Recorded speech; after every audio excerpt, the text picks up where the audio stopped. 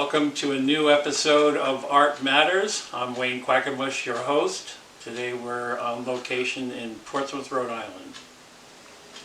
We're here with architect and artist Gary Graham in his studio.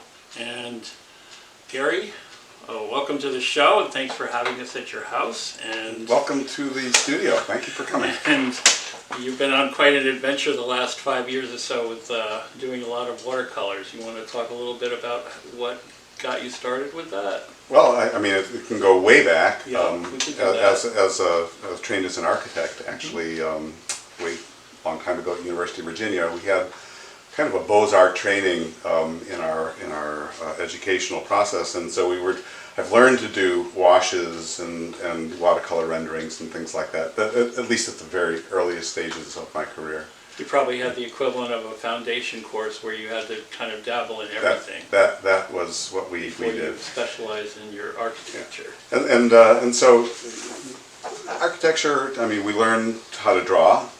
Nowadays they don't so much. I mean, because of the computer. Oh, right, of course. Yeah, yeah. But and we also learned some level of media and composition and those kinds of things. But basically, I've been a practicing architect for the last 50 years. Right, and practicing means that occasionally doing a lot of drawing, but not a lot of painting.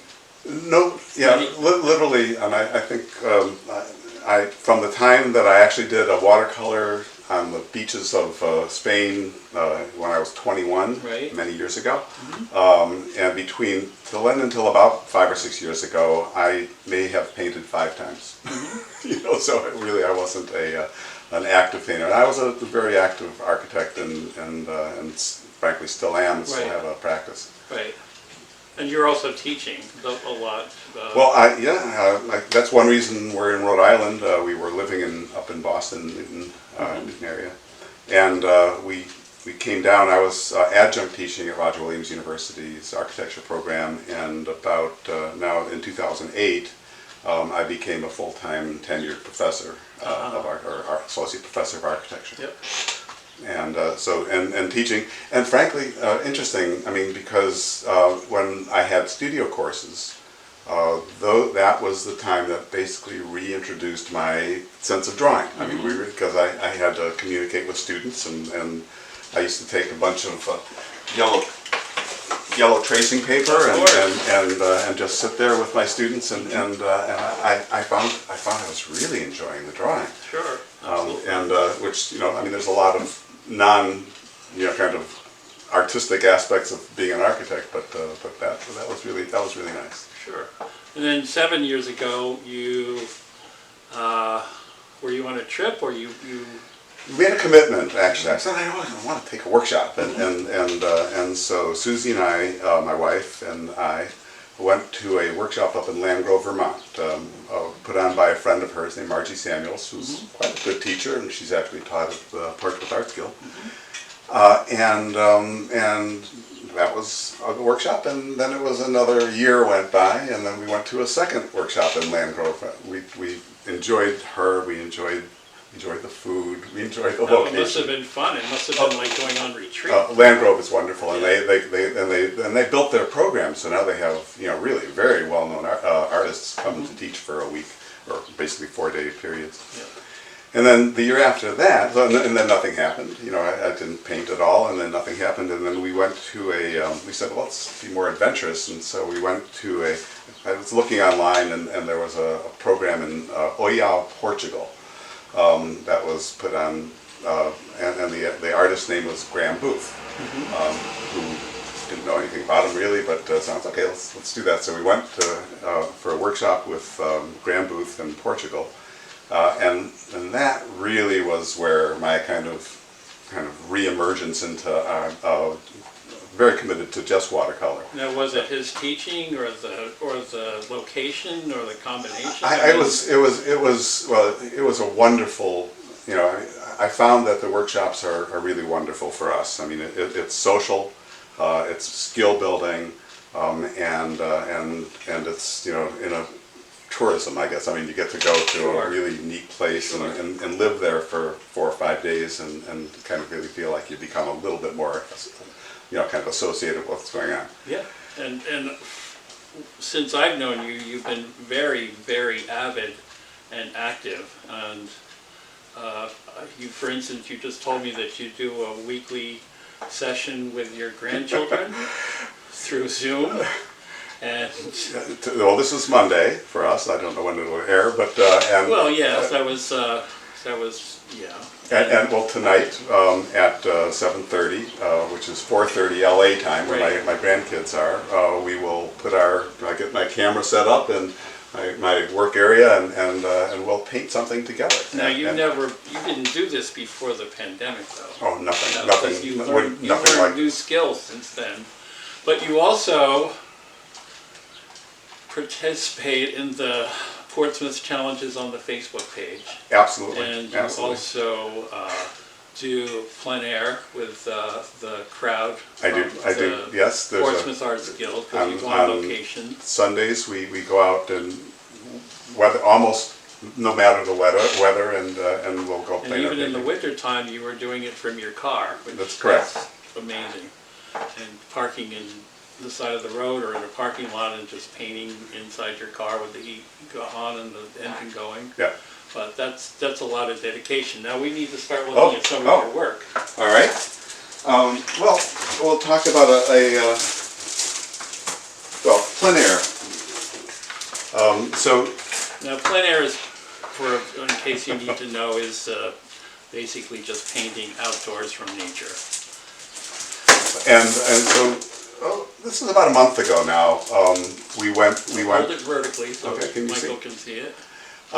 We went to a little park in Providence. I forget the name of it.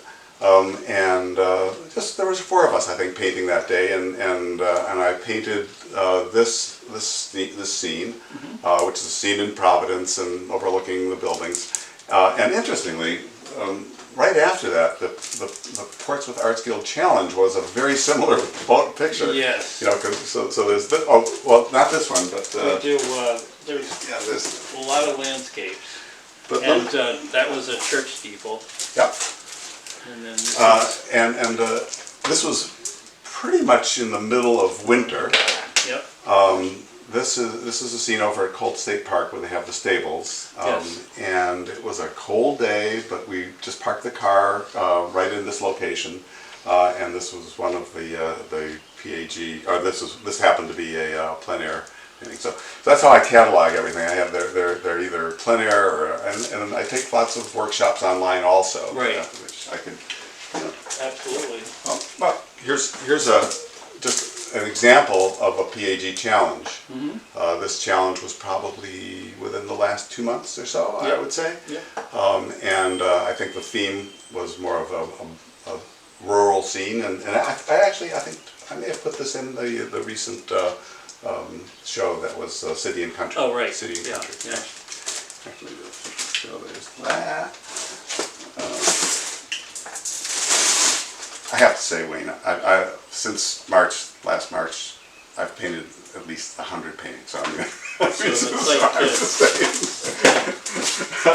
I've got a lot. 2 paintings a week. I started doing something every day, but I got too busy. So now I've only done 3 or 4 paintings in the last. Well, Did want to show this one actually. This is the Cutler Mill, and again from the car. Plein air in the kind of midwinter, and this was, we're having a lot of fun. Our plein air group does have a lot of fun on those Sunday afternoons and so forth. Let me show you an example of a painting that I did with my kids out in California. Mm-hmm. This is a scene on I believe it's Malibu Beach or someplace like that. This is one of those lifeguard guard shacks, and their grandmother had taken some photographs that were very similar to this painting, and so we really had a nice time with this particular subject. Right. Really pleasant kind of thing. Let me mention, so the over the course of the COVID era, I mean, I've really enjoyed my exposure to just a number of artists on Zoom classes. Mm-hmm. I wonder if it will continue after you know, when things get back to normal, because I mean it's so easy to. I mean, this is again that my Well, it's the potential to working with people from different areas of the country Right. and the world. Or the world. I mean, I think people like you are just learning to make use of that, because you don't have to be in the same room to communicate. I know you lose a lot from not being in the room with people, but it's a great substitute. well. So this is my guru, the guy Graham Booth, and this was he had a series of 2 series of 6-week workshops that ran for basically a week each. And this was one of the subjects for the week, and he just, I mean, if I could learn to, you know, be able to express myself artistically and you know, the way he does, I mean, I would be very, very happy. And so that's the kind of thing that we do. So how long do you usually sit to do one of your paintings? I'm sure it varies, obviously, by subject matter. Yeah, you know, it doesn't. I mean, okay. So there's like four major steps to the process for me. Yeah. One is the composition. You know, kind of assessing what a good photograph is or a good scene is if you're plein air to use. The second is the drawing. Okay, so and so I'll probably spend more time on the drawing. I mean, literally, probably more time on the drawing than the painting, practically. So to get the proportions correct, the perspective lines right, to make sure that it's, you know, really feeling correct, I will spend some time on the drawing. So that's the architect in you. You're building the Yeah. skeleton and then throwing Yeah, the color on it. I think it's for I know me, watercolorists that just start throwing paint. Yeah, that's not me. No, I need to have the structure of the drawing. Yeah, that makes a lot of sense. I'm And glad then- that you were able to And then, talk about that. and then the next step, which is one that I've learned from my gurus and teachers, is that first wash. So watercolor, you know, basically, and I think what I really learned a long time ago, you left a lot of white and so forth. Dark is what really is necessary. You don't need to leave whites unless there's, Right. sometimes there's a reason to do it, but rarely. And so the first wash is that next step in the process, and that's where you're getting a mood. A lot of times it includes the sky. The sky, you may not have to go back in if you get that Sure. right the first time. Little bit of value in the colors, and that's the first wash. Are and you let it wetting the dry. whole paper? The whole thing, Yeah. all from top to bottom. Are the you whole using thing. a spray bottle or brush? No, it's a brush. I'll usually use a fairly large brush. I have a hake brush that I like to use actually that carries a lot of water, and you just kind of, and it's messy a little bit, you know, but and you let it dry. And then the next phase is when you begin to incorporate the values and Sure. shapes and the forms, and I work pretty hard at getting that correct, and because the final stage is the detail, and you know, I always look at paintings in the middle of the process. You know, God, am I going to finish this? I mean, it's terrible. Yeah, I know the feeling. Yeah. You know, and then you start to get the details, and you start to, and all of a Starts to sudden, come oh, together. it's working. You know, I mean, and so that's amazing. that really is. I guess We're that's one of the actually- joys we're of. actually running out of time here. Okay, sorry. So that's okay. I think that we've gone as far as we can go right now, and I Okay. really appreciate your time. Well, I enjoy it, and I enjoy. Thank you for this, and Yeah, of thank you course. for promoting art in the community. I course. just think it's great, and Well. so thanks a lot. Thank you very much. That's good. We're here with author Jeff Medeiros, and we'll be talking about his new book. We don't often have authors on the show. I think it's the first one that's actually gone to cable. So let's get the show on the road. So, welcome, Jeff. It's been a while since we talked to you. You've never actually been on the cable version of the show, so we're going to introduce you to a possibly wider audience. And you're here to talk about your latest venture. You're following up with another anthology of horror stories, the first one being Midnight Creeps and Gargoyle. So what's up and what's new with you? Well, I was very excited to keep this ball rolling and do the second collection of short stories, which does have some connections to the first book. There's some sequels and stuff, so I had a lot of fun with that.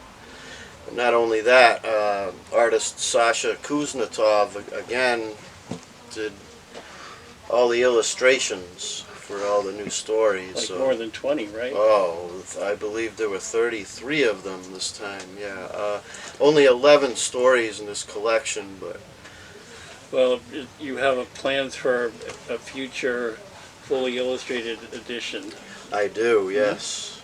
And it's funny to be talking about an artist and the artist not being here, but this is all tied into your work, and his work is very much inspired by your stories. Right. Now, you have a very distinct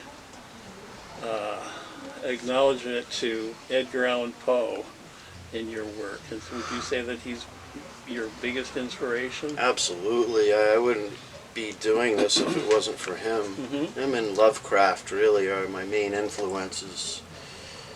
And both of them have spent some time in New England, and Yeah, absolutely. as far as I remember, your stories are based there. There might be a couple European connections, but A lot of them are. a lot of locations that people would be familiar with in Rhode Island specifically. Yes, this one, there's a couple that are set in New Hampshire. There's one that's set in Newport. So, Yeah.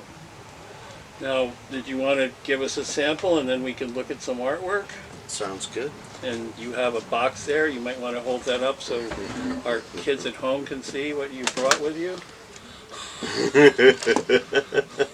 That's a fairly evil laugh. And what's the title of... Here we go. The story is a short story from my new book called The Gargoyle. This story is called The Vials, V-I-L-E-S. Oh, Morty, you really didn't think it would be that easy, did you? I told you what you had to do to take care of things, had I not? Asked the apparition. Well, yeah, you told me precisely what to do, and it would be so hard for a multi-millionaire to understand that that jar on the rocks over there is all the funding I have, and I really doubt it'll get me to Africa and back, he replied. Well, Mr. Wallace, perhaps I can help you put things back together, make things right again. After all, I am responsible for bringing this terrible darkness here in the first place. I can't tell you how remorseful I am. My soul, even as it now lies with the pharaohs, could never find solace till things are reconciled. The great white wolf brings me forth no solace, and will not deliver my spirit to its rightful place until the wrongs are righted, and the deity of death will only torture and antagonize me for all eternity. Believe me, Morty, for your sake as well as mine, not to mention every inhabitant on the island, you must do as I have asked. You must appease Anubis and the boy king, or the curse of Newport shall never be lifted, and the great and terrible goddess monster Amut, the devourer of souls, shall seek you out from the sandy holes and eat your withering heart. All afterlife promises shall be denied, and your very soul will cease to exist, and the wrath of Tutankhamun will intensify tenfold upon the tenants of Aquidneck Island. You must return the idols to the tomb and cover them up with the sacred desert sands once again. Only then may we beg mercy of the ancient gods and the 42 judges. Only then may they decide to finally lift the dreaded curse. The specter went on talking. He explained to Morty that he himself could fund his journey to Africa despite the fact that he was dead. He told him of a chest in which quite a bit of money was stashed away at his old estate, in which he nicknamed the Bells. He promised him that the fire did not eat the loot, and that if he dug around in the right spot it would be there waiting. Not only that, he laid to rest many concerns the sly one now had about the dolls he had once coveted so. He was afraid they'd try to hurt him after he attempted to drown them beneath the waves of the Atlantic.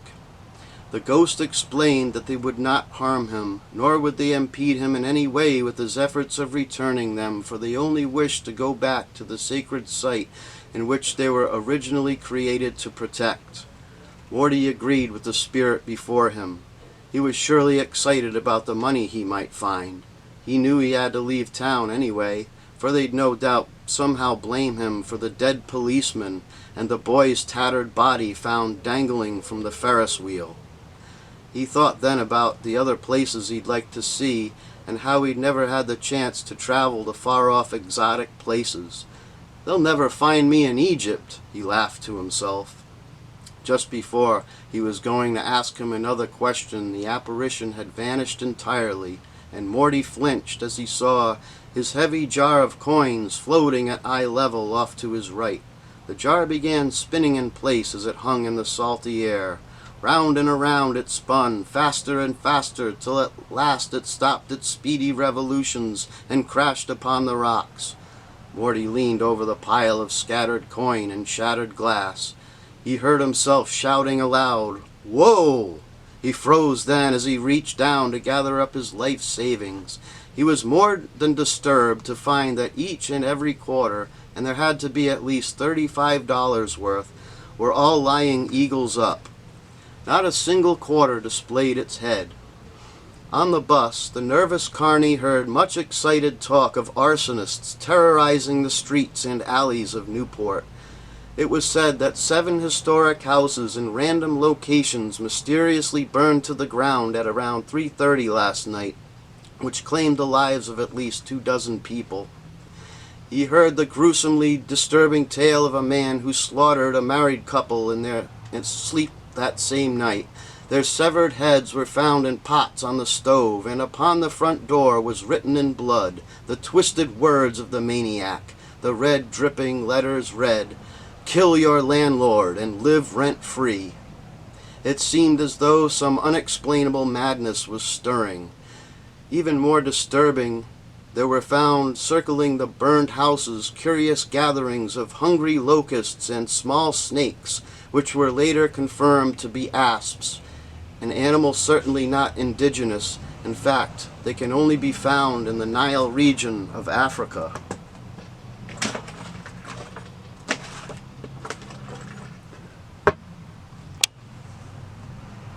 So what was your inspiration for that? I was watching American Pickers on the History Channel, and there was a lady that was selling these dolls that she had, I don't know, she got them from they came from an old carnival. They were called knockovers, and they were really hideous looking. They were the kind of things that you wanted to throw a rock at. So a carny would set them up, and you'd put down some coins so you could throw stones or something at these things and try to knock them over and win a prize. So I don't know, that was the main inspiration for the story. You want to show us some of Sasha's work? I'd love to. And you could talk about the stories a little bit.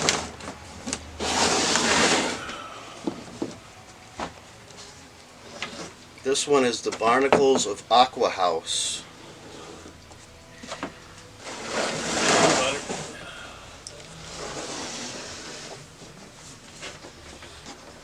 Now this one is about an eccentric seafarer, a captain who lives on an island, a secluded island, otherwise uninhabited, and he has an exhibit of these sea monsters and creatures that he's brought up from the depths of the ocean.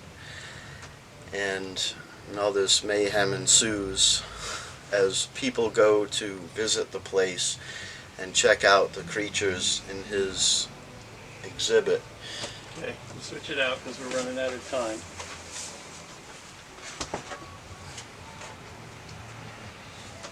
This next one is called the Little Yaoguai, which is a Chinese word that means demon. This is actually a prequel to the Homunculus, which That was in the first Midnight Creeps book. yes. And one more. This story is called The Ickling Tree, and it's a story of it's a story of a woman who claims when she was a young girl that a tree not only tried to consume her, but ate her brother and her dog. And that's pretty much the gist of it without giving too much of the story away. It makes you wonder if people disappear into trees all the time. Yes. The thing is, it's not actually a tree, Uh-huh. but I won't say anything more than that. Ickling, that's a good name for it.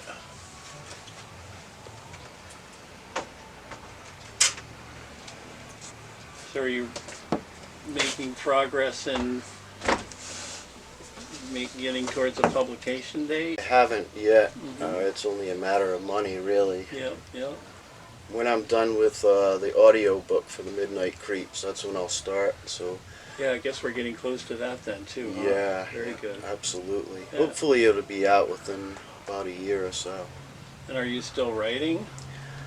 Yeah, absolutely. Any more ghost phenomena in your house? That has calmed down a lot, really. Yeah, I showed you some of the orbs that were flying around. That was very fascinating. Yes. Well, Jeff, I'm glad you took time out of your day and came and talked to us. And Me too. Thank you for the opportunity. absolutely, great to see you. And that wraps up another episode of Art Matters. Thanks for joining us.